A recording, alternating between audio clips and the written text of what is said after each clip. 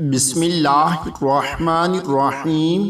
شیطان کے دھوکوں سے محفوظ رہیں۔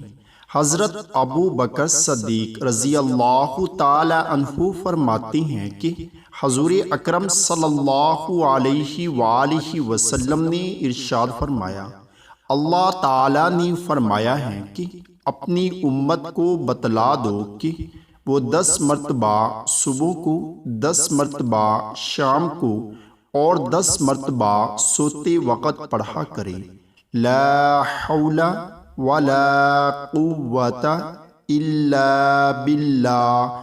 سوتے وقت پڑھنے سے وہ دنیا کی تمام آفتوں سے محفوظ رہیں گے، شام کو پڑھنے سے شیطان کے دھوکے سے محفوظ رہیں گے، اور صبح کے وقت پڑھنے سے میرے اللہ کے غصے سے محفوظ رہیں گے۔